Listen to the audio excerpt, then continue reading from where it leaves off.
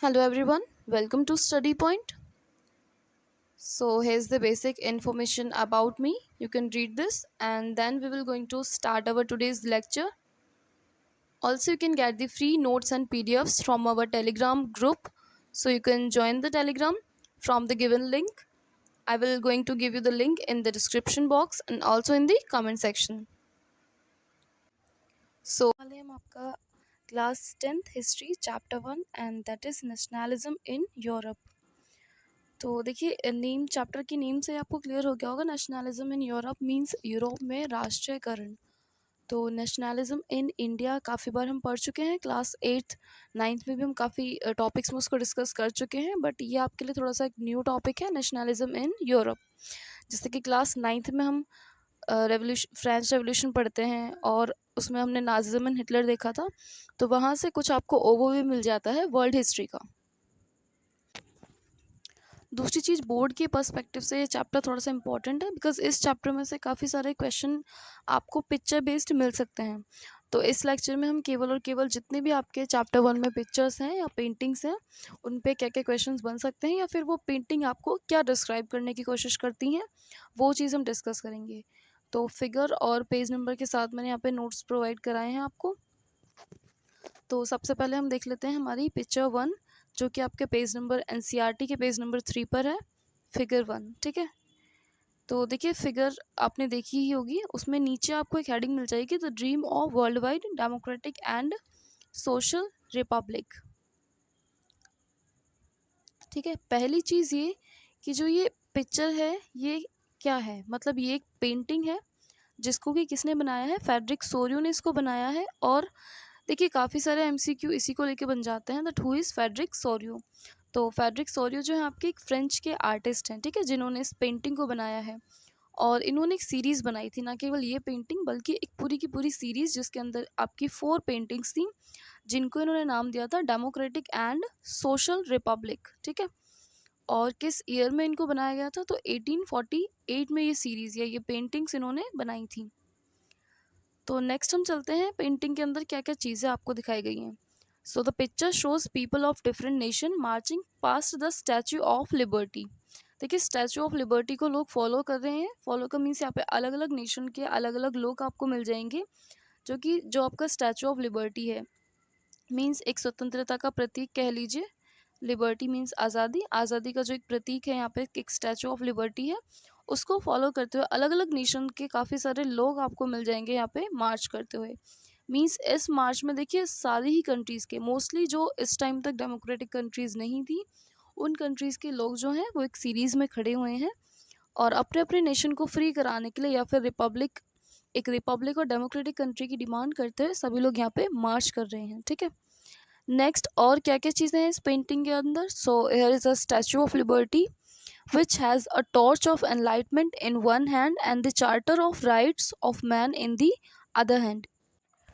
तो देखिए यहाँ पे जो स्टैचू ऑफ लिबर्टी है, उसके एक हाथ में अगर आप देखेंगे तो आपको एक टॉर्च नज़र आएगी, जो कि है इस बात का कि जो रोशनी या जो उस टॉर्च से रोशनी निकल रही है वो आपको अंधेरे से निकाल के उजाले की तरफ ले जा रही है, आज़ादी के उजाले की तरफ। और दूसरे हाथ में है उनका charter of right of man in the other hand.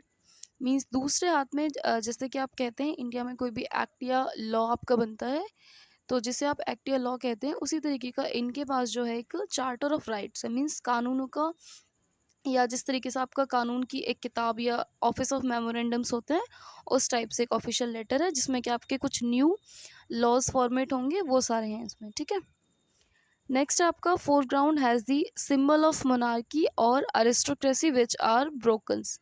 देखिए कुछ यहाँ पे काफ़ी सारे, आप अगर एनसीईआरटी की बुक में पिक्चर देखेंगे तो अच्छे से विजिबल होगी, अदरवाइज इस लेक्चर के लास्ट में मैं आपको एक पिक्चर इंक्लूड करा दूंगी, तो यहाँ पे आपको दिख जाएगा कि काफ़ी सारे ना टूटे हुए क्राउन नज़र आएंगे आपको पिक्चर के अंदर। तो देखिए वो जो टूटे हुए क्राउन है वो इसी चीज़ का सिंबल है कि जो मोनार्की अरिस्टोक्रेसी मीन्स जो तानाशाही अब तक चल रही थी, वो अब क्या है, ख़त्म हो चुकी है।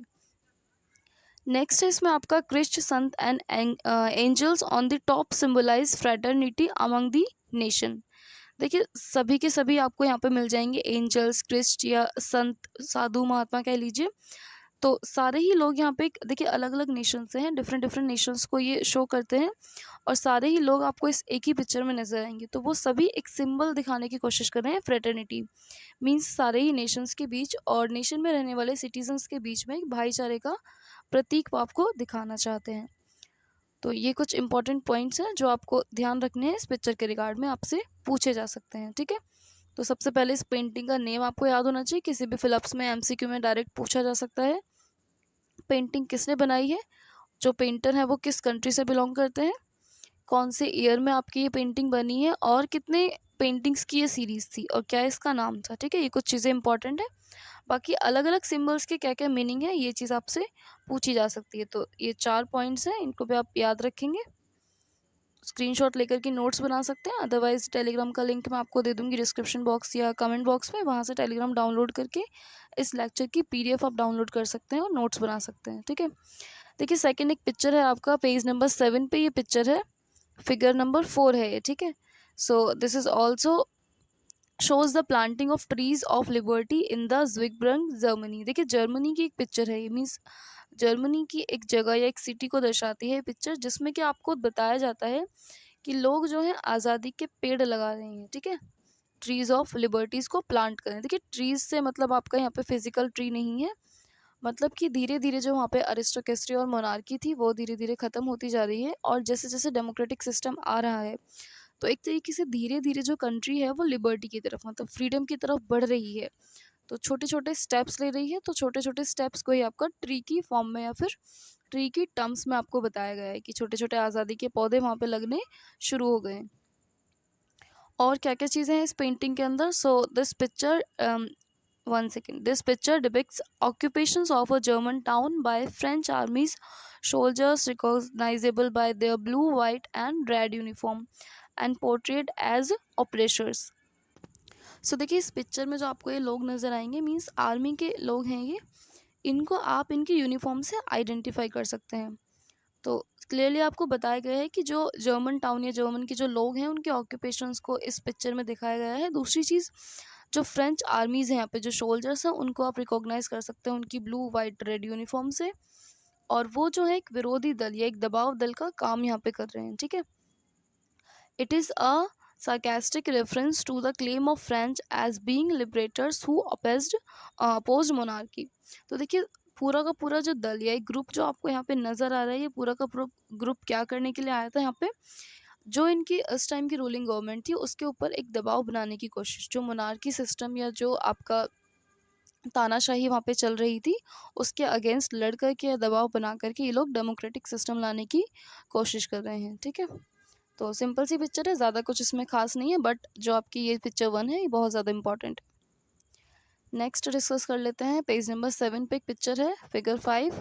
तो ये आपकी क्या दिखाती है, देखिए it shows about the courier of Rhineland loses all that he has on his way home from Leipzig. So in this picture Napoleon is presented as a postman. देखिए इस पिक्चर के अंदर जो नेपोलियन है उसको एज अ पोस्टमैन आपको दिखाया गया है। So what he is doing, he is coming back to France, वो वापस फ्रांस आ रहा है, but on his way he is losing letters. देखिए आपको दिख रहा होगा एक इस तरीके से आपको शो किया गया है कि एक पोस्टमैन है और जिसके बैक साइड में काफ़ी सारे लेटर्स हैं। तो जितना वो आगे बढ़ता जा रहा है वो इन लेटर्स को लूज़ करता जा रहा है। ठीक है, काफ़ी सारे लेटर्स को वो लूज़ कर देता है, मीन्स खो देता है। These letters depict the territories he lost after the Battle of Leipzig। तो देखिए लेटर लूज करने का मतलब है क्या क्या जगह या क्या क्या प्लेसेस उसने बैटल ऑफ लिप्जिंग के बाद कौन कौन सी टेरिटरीज उसने लॉस्ट कर दी थी, वो खो चुका था लिप्जिंग के बैटल में। ठीक है, तो ये भी कुछ खास पिक्चर नहीं थी, मीन ज़्यादा कुछ इसमें भी आपको याद नहीं रखना है। नेक्स्ट हम डिस्कस कर लेते हैं, पेज नंबर 11 पे एक पिक्चर है, एक आपको दिख रहा होगा यहाँ पे काउंसिल, एक मीटिंग टाइप आपको दिख जाएगा, यहाँ पे एक समिट टाइप हो रही है। ठीक है, तो ये किस बारे में है, पेज नंबर 11 पे है, ये फिगर 6 है आपकी। The club of thinkers anonymous caricature dating to c 1820, so it is based on sarcasm. The board reads, for how long will thinking be allowed to us, based on the fact left that conservatives regime in 1815 did not allow any criticism and dissent। तो देखिए जितने भी इस time पे आपके विरोध चल रहे थे, मीन जितने भी सरकार के ऊपर दबाव बनाने की कोशिश की जा रही थी और डेमोक्रेटिक सिस्टम को लाने की कोशिश या एक लिबर्टी के लिए जो लोग यहाँ पे लड़ रहे हैं, तो उसी के अगेंस्ट ये मीटिंग हो रही है। तो इस मीटिंग में देखिए सभी टाइप के लोग थे, कुछ आपके जो अरिस्टोक्रेसी मोनार्की सिस्टम से थे वो लीडर्स भी थे, उसके अलावा जो आपके एक प्रेशर ग्रुप्स में लीडर थे वो भी यहाँ पर थे। तो जो कंजर्वेटिव रिजाइम्स हैं 1815 की ये बात है, वो किसी भी तरह का ना क्रिटिसिज्म और डिसेंट अलाउ नहीं करते हैं। मीन्स जो आपका अरिस्टोक्रेसी सिस्टम है वो लोग नहीं चाहते हैं कि कोई भी चेंजेस आए उनके पुराने वाले लॉज में या बिल्स में। तो उसी को लेकर के ये मीटिंग चल रही है यहाँ पे। तो ये भी कुछ ज़्यादा इंपॉर्टेंट नहीं है, जो जो इम्पोर्टेंट होंगी वो मैं आपको बताती चलूँगी, ठीक है। तो इसमें फर्स्ट वाली बहुत ज़्यादा इंपॉर्टेंट थी। और नेक्स्ट है आपकी फिगर 9, पेज नंबर 16 पर है ये, ठीक है। तो आपकी ये काफ़ी ज़्यादा इंपॉर्टेंट है और आपकी फेडरिक सोरियो की पेंटिंग बहुत ज़्यादा इंपॉर्टेंट है।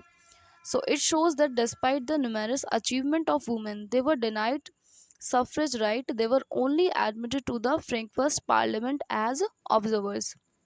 देखिए ये बहुत ज़्यादा इंपॉर्टेंट इसलिए भी है, दूसरा इस पिक्चर का जो नाम है वो है आपका पीजेंट अपराइजिंग 1848। मीन्स 1848 में जब आपका जो किसान आंदोलन टाइप से जैसे आपके भारत में हुए थे वैसे ही यहाँ पे भी शुरू हो जाते हैं।